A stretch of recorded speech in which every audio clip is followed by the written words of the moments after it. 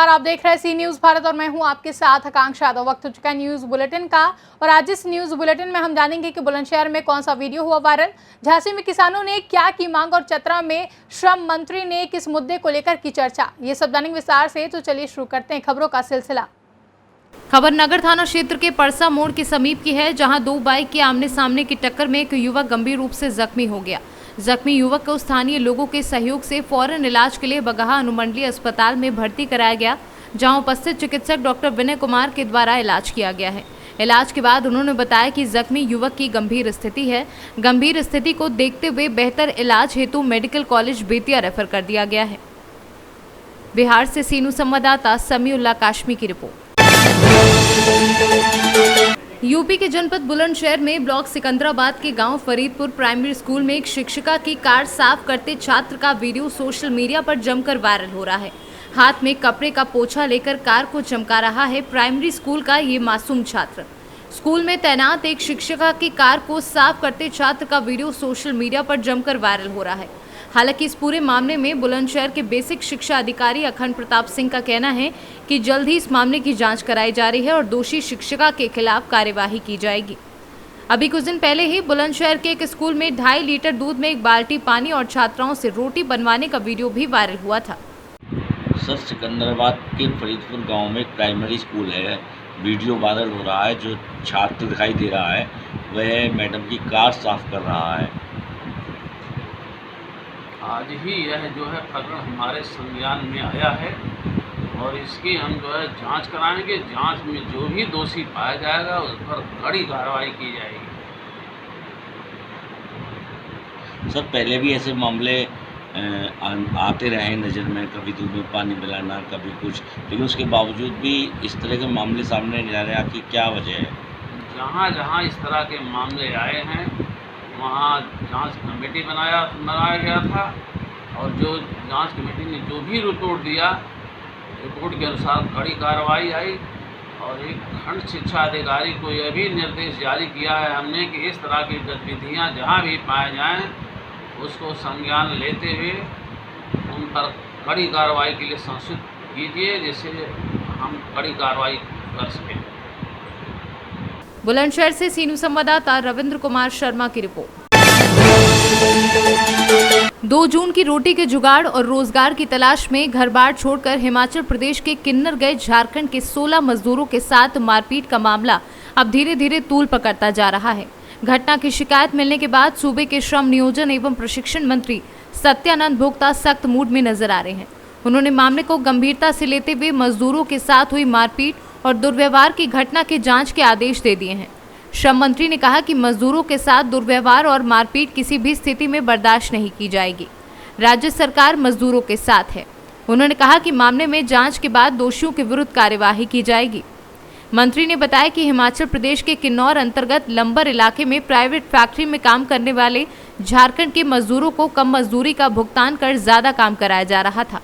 इतना ही नहीं, मजदूरी का भुगतान भी देर से किया जाता था, जिसका विरोध करने पर मजदूरों के साथ स्थानीय लोगों और फैक्ट्री से जुड़े कर्मियों के द्वारा दुर्व्यवहार और मारपीट की घटना को अंजाम दिया गया है। झारखंड के मजदूर हिमाचल में कुछ काम करने के लिए गए हुए थे और उनके साथ जो कंपनी था दुर्व्यवहार किया और सही पर भुगतान नहीं देता था, काम ज़्यादा लेता था। तो उन्होंने कंप्लेन किया स्थानीय स्तर पर, उनके साथ कुछ मारपीट का कुछ लफड़ा हुआ है। इसके लिए हम लोग विभाग में जांच का आदेश दिए हैं और उन लोगों को सर शरीर लाने के लिए आदेश दिया गया है। हम लोग झारखंड लौट रहे हैं और राज्य सरकार पूरा प्रयास कर रही है कि जो स्थानीय स्तर पर जो हमारे पास उद्योग धंधे हैं, कारखाने हैं, क्योंकि कोविड-19 बंद था, अब चालू हो गया है। हम लोग प्रयास करेंगे कि स्थानीय स्तर पर उन लोगों को रोजगार से जोड़ें। सर, पलायन जो हो रहा है मजदूरों का, इस पर कैसे लगाम है? पलायन कई तरह का होता है। पलायन एक हुआ कि वो काम करने ले जाते हैं, कोई लोग वहाँ जा करके अपना बिजनेस करते हैं, फैमिली साथ रहते हैं। और श्रमिक में भी कई कैटेगरी है, कोई प्लम्बर मिस्त्री है, कोई रेडियो मिस्त्री है, कोई सामान मजदूर है, कोई बीटेक है, कोई MBA है, BBA है, BCA है। तो हर जगह का अलग अलग है। कोई लोग झारखंड में काम करना नहीं चाहते हैं, भाई हमको बंगलौर में मन लगता है। चतरा से सीनू संवाददाता शाफाद अली की रिपोर्ट। झांसी की मोट तहसील में आज दर्जनों भारतीय किसान यूनियन के कार्यकर्ता पहुंचे, जहां भारतीय किसान यूनियन ने अपनी मांगों का एक लिखित पत्र उप जिलाधिकारी मोट सानिया छाबड़ा को सौंपा है, जिसमें भारतीय किसान यूनियन के कार्यकर्ताओं ने पराली के संबंध में ज्ञापन देते हुए बताया कि सरकार धान के अवशेष 5 दिन के अंदर खेतों पर ये उठवा ले। यदि 5 दिनों के अंदर शासन द्वारा पराली को नहीं उठाया जाता है तो किसान अपने खेतों को नहीं बखर पाएंगे, जिसकी वजह से किसान बुआई से वंचित रह जाएंगे। जिस कारण से वह शासन प्रशासन से मांग करते हैं कि 5 दिनों के अंदर धान के अवशेष उठा लिए जाएं। क्या नाम है आपका, क्या पद है और किस मामले को लेकर ज्ञापन दिए? मेरा नाम बालकिशन और मैं जो है भारतीय किसान यूनियन का ब्लॉक अध्यक्ष मोट तहसील का हूँ। और मैंने एसडीएम महोदय को ज्ञापन दिया कि पलाली के विषय में ये है कि पलाली जो है किसानों के लिए जो मना कर रहे हैं कि हम मुकदमा कायम कर देंगे, ये इन चीज़ों से वंचित रख देंगे, तो मैं ये चाहता हूँ कि हमारा किसान जो है काट कर पलाली को मेड़ पर रख देगा। और यदि 5 दिन के अंदर सरकार ने यदि नहीं उठवाई तो मजबूरी में आके हमारा किसान आग लगा देगा। इसकी जिम्मेदारी जो है शासन प्रशासन की रहेगी। मैं यह चाहता हूं कि कम से कम 5 दिन से ज़्यादा समय नहीं दे पाएंगे। ये हमारे एसडीएम महोदय ने ये आश्वासन दिया कि 5 दिन के अंदर हम उठवा लेंगे। झांसी से सीनू संवाददाता दिलीप कुमार की रिपोर्ट। प्रयागराज जिले के प्रखंड करछना, बराहा और बसरिया गांव में सैगल फाउंडेशन के द्वारा मोजैक इंडिया प्राइवेट लिमिटेड के सहयोग से कृषि ज्योति परियोजना चलाई जा रही है, जिसके अंतर्गत खेत दिवस प्रशिक्षण कार्यक्रम का आयोजन किया गया। साथ ही साथ किसानों को कृषक विधि और कृषक विशेषज्ञ विधि दोनों में अंतर बताया। संस्था प्रतिनिधि मोहित कुमार शुक्ला के द्वारा सभी किसानों को फसलों के बारे में पूर्ण जानकारी दी गई, जिसमें बताया गया कि संस्था द्वारा दिया गया खाद एवं दवा के लाभ के बारे में बताया और उपयोग कैसे करना चाहिए तथा प्रबंधन कैसे करना है। संस्था प्रतिनिधि के द्वारा ये भी बताया गया। प्रयागराज से सीनू संवाददाता मंगला प्रसाद पटेल की रिपोर्ट। जनपद बताया कि उझानी थाना क्षेत्र के गांव अढ़ौली में बीती देर रात वृद्ध का शव मंदिर के बाहर मिलने से सनसनी फैल गई। जानकारी के मुताबिक उझानी कोतवाली क्षेत्र के गांव अढ़ौली में 70 वर्षीय वृद्ध खेमकरण का शव गांव में बने मंदिर के बाहर मिलने से क्षेत्र में सनसनी फैल गई। आपको बता दें कि घर के पास ही बने मंदिर में ही रहकर वृद्ध मंदिर की देखभाल करता था, जहां बीती रात 11 बजे के समय दावत खाकर लौट रहे परिवार के ही समरजीत ने बाबा को मंदिर के बाहर पड़ा देखा। जहां पास जाकर देखा तो उसके होश उड़ गए।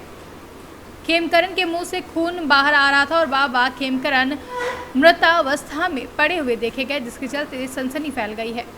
क्या नाम है आपका? मेरा नाम पोप सिंह है। क्या मामला है, क्या हुआ था?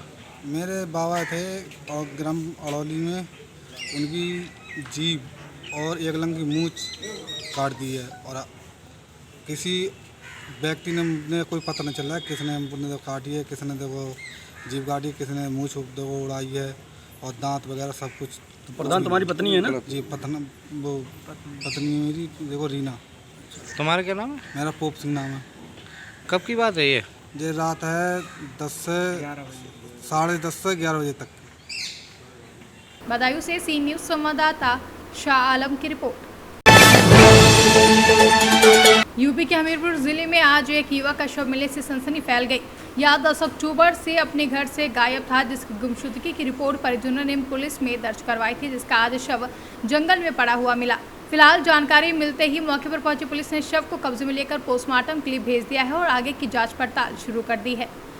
ये यूसुफ पुत्र हलीम है और ये घाट से गए थे और इनकी गुमशुदगी भी थाने पे लिखी गई थी और इनकी उम्र करीब 25 वर्ष है और ये मोटरसाइकिल के मिस्त्री हैं। इनके किसी व्यक्ति ने इनके गले में जो है धारदार हथियार मार के हत्या कर दी है। इसमें आशंका है कि कई व्यक्ति भी हो सकते हैं। अभी छानबीन चल रही है, तहरीर मिल गई है, FIR पंजीकृत की जा रही है। डॉग स्क्वाड और जो हमारे जो है एक्सपर्ट हैं वो पहुंच रहे हैं फील्ड यूनिट के और इसमें जो भी विधिक कार्रवाई की जा रही है सब पंचे में ले लिया गया है। पंचनामा करवाने के बाद पोस्टमार्टम के लिए भेजा जाएगा। हमीरपुर से सी न्यूज़ संवाददाता अभिषेक अग्निहोत्री की रिपोर्ट। झांसी जिले में भारतीय जनता युवा मोर्चा की कानपुर बुंदेलखंड क्षेत्र की कार्यशाला झांसी के पंडित दीनदयाल उपाध्याय सभागार में संपन्न हुई, जिसमें मुख्य अतिथि के रूप में युवा मोर्चा प्रदेश अध्यक्ष प्रांशु दत्त द्विवेदी रहे। वहीं कार्यक्रम की अध्यक्षता क्षेत्रीय अध्यक्ष सुनील साहू ने की। पंडित दीनदयाल उपाध्याय व श्यामा प्रसाद मुखर्जी के तस्वीर पर पुष्प माला दीप प्रज्वलित करके कार्यक्रम को विधिवत शुरू किया गया, जहां युवा मोर्चा झांसी के जिलाध्यक्ष अमित सिंह जादौन ने साथियों सहित गदा भेंटकर प्रदेश अध्यक्ष का स्वागत किया। किस स्तर की बैठक है और ये चुनाव में कहां तक युवा मोर्चा लाभ पहुंचाएगा पार्टी? ये संगठन का जो एक प्रक्रिया होती है, पहले राष्ट्रीय कार्य समिति, फिर प्रदेश कार्य समिति, फिर क्षेत्रीय कार्य समिति और फिर जिला कार्य समिति। ये हमारी क्षेत्रीय कार्य समिति की बैठक थी, जिसमें क्षेत्र के सभी पदाधिकारी 17 जिलों के, जो हमारा कानपुर बुंदेलखंड क्षेत्र है, इसके 17 जिलों के जिलाध्यक्ष, उनके महामंत्री यहाँ अपेक्षित थे, जो प्रदेश कार्य समिति के बाद होनी यहाँ तय हुई थी झांसी महानगर के लिए। ये चुनाव में आपकी ये युवा मोर्चा है, कहाँ तक लाभ पहुँचाएगा पार्टी? ये यहाँ पर जो भूमिकाएं बनती हैं वो चुनाव स्तर पे भी रहती हैं और संगठन के लिए भी बहुत मजबूत करने का काम करती हैं। जैसे कि हमारे प्रांशुदत्त द्विवेदी जी, प्रदेश अध्यक्ष जी ने बताया कि इस बार नौजवानों की सेना जो चली है वो स्वतंत्र जी के निर्देश में यहाँ अहम भूमिका में रहेगी। तो हम लोगों ने उसका संकल्प लिया है कि हम लोग अहम भूमिका यहाँ जो चुनाव होगा उसमें निर्वहन करेंगे। जो बैठक हुई है, बैठक में क्या चर्चा चली, इस बातों को लेकर जो बैठक हुई? देखिए, संगठन की जो चर्चाएं होती हैं वो चर्चाएं हुई हैं। बाकी हम लोगों की जो कार्य समिति बनी है, आगे की मंडलों की जो कार्य समिति बनी है, उनके व्रत लिए गए, उनके बारे में डिटेल में जानकारी ली गई और जो भी कार्यक्रम हम लोग झांसी महानगर में कर रहे हैं हमसे भी पूछा गया और जो भी कानपुर बुंदेलखंड क्षेत्र के जो जिलाध्यक्ष आए थे उनसे भी बात पूछी गई। झांसी से सी न्यूज़ संवाददाता अतुल वर्मा की रिपोर्ट। राजस्थान के अकलेरा कस्बे में मंगलवार को विश्व हिंदू परिषद व बजरंग दल के कार्यकर्ताओं ने उपखंड अधिकारी अनुज भारद्वाज को ज्ञापन सौंपा। ज्ञापन में उन्होंने झालावाड़ जिले के पिडावरा में हुई दलित बालिका की निर्मम हत्या के आरोपी को फांसी की सजा देने और मृत बालिका के परिजनों को 50 लाख मुआवजा व परिवार के एक सदस्य को सरकारी नौकरी देने की मांग की है। बजरंग दल के प्रखंड संयोजक रंजीत मीना ने कहा कि ऐसी निर्मम हत्या की पुण्यतिथि नहीं, उनके लिए सख्त से सख्त सजा दी जाए।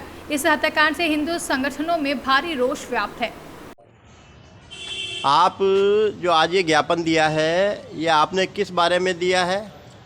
जो पेड़ावा क्षेत्र में हिंदू समाज की दलित बेटी के साथ जो गला रेत कर हत्या की है दुबे नाम के आरोपी ने, उसको सख्त कानून के तहत फांसी की सजा की मांग की है और परिवार को 50 लाख का मुआवजा और एक परिवार के सदस्य को गवर्नमेंट नौकरी की मांग की है और राज्यपाल महोदय को दिया है एडीएम साहब के माध्यम से, है ना।